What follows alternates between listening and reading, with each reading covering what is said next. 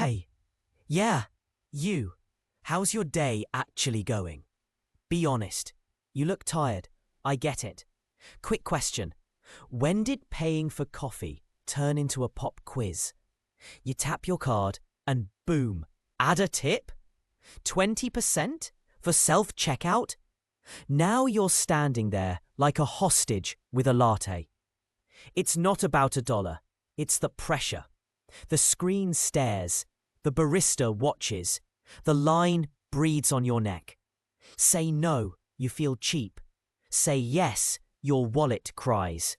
Somewhere between kindness and guilt, we lost the plot. Tipping used to mean great service. Now it's every tablet, every jar, every beep. I'm not mad. I'm just tired of feeling judged by a touchscreen. You feel it too, right? If you do, stick with me. We'll unpack why this got weird and what to do about it. You know what's wild? Some of these spots act like tipping is mandatory. Like, oh, you don't want to add 25% for me to hand you a muffin? Bro, calm down. I'm not your dad. I'm just here for carbs and caffeine. And here's the dark part. Half the time, the workers don't even see that tip. It disappears into some system, some pool. So you're not tipping a person, you're tipping the company. That's not generosity, that's charity fraud with sprinkles. But here's where it messes with your head. You start asking yourself, am I a bad person if I press no tip? Like your whole morality is being graded by a checkout screen. That's insane. So tell me, when was the last time you tipped and actually felt good about it? Not guilty, not pressured, just good. Hard to remember, right? Here's the thing. Tipping culture isn't really about money. It's about value. About how much we think someone's time, effort, and presence are worth.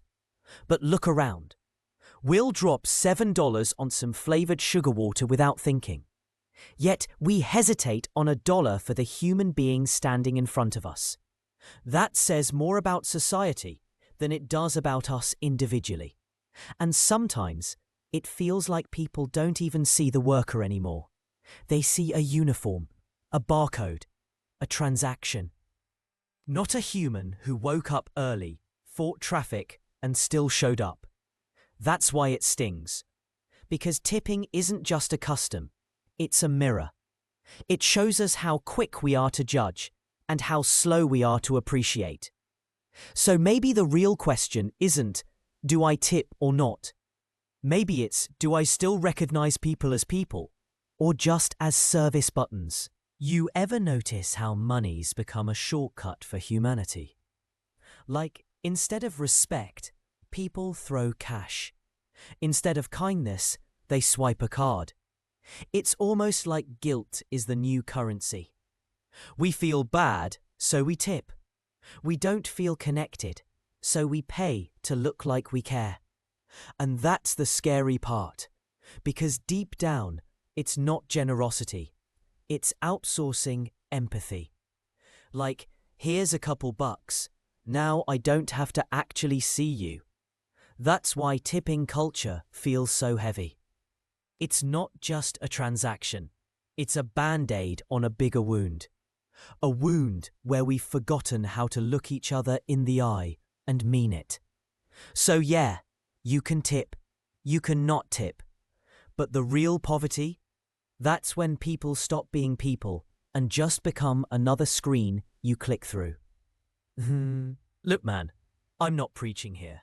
I'm just asking you straight up. Where do you stand in all this?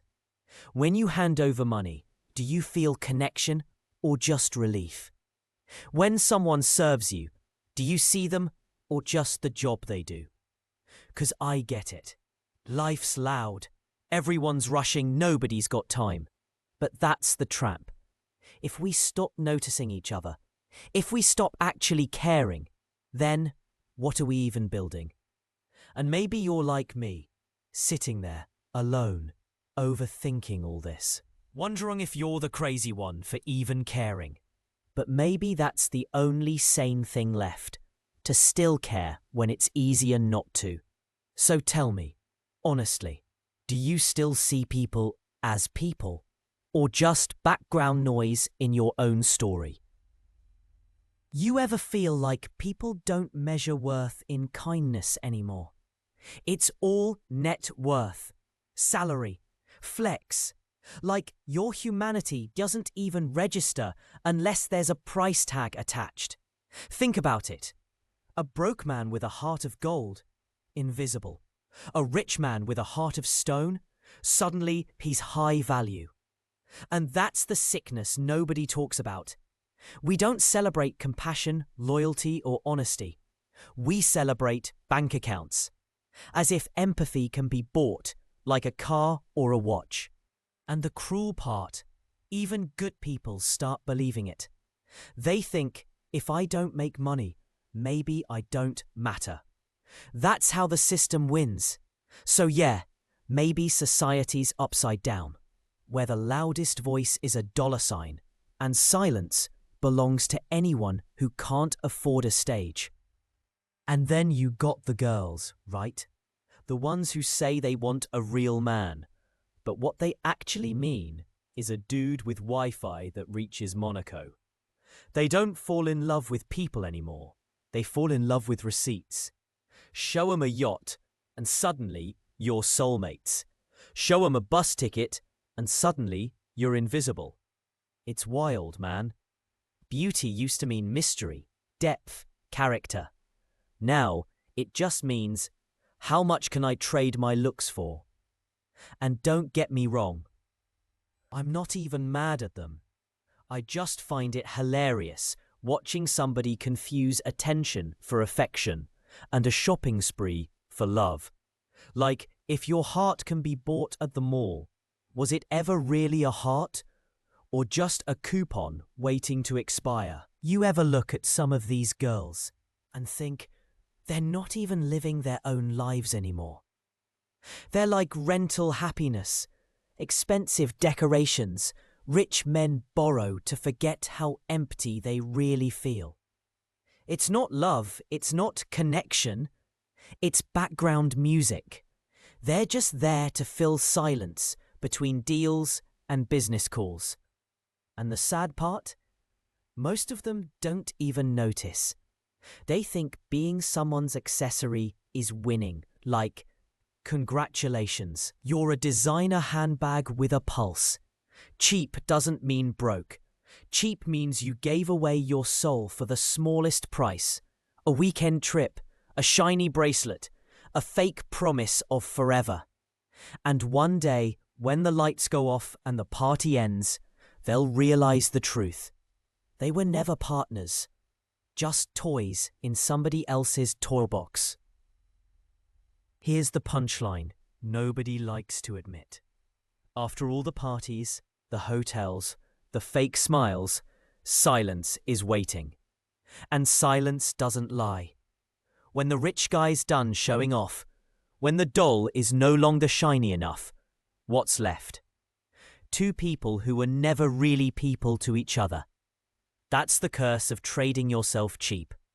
You wake up one day surrounded by noise, but feeling like a ghost in your own life.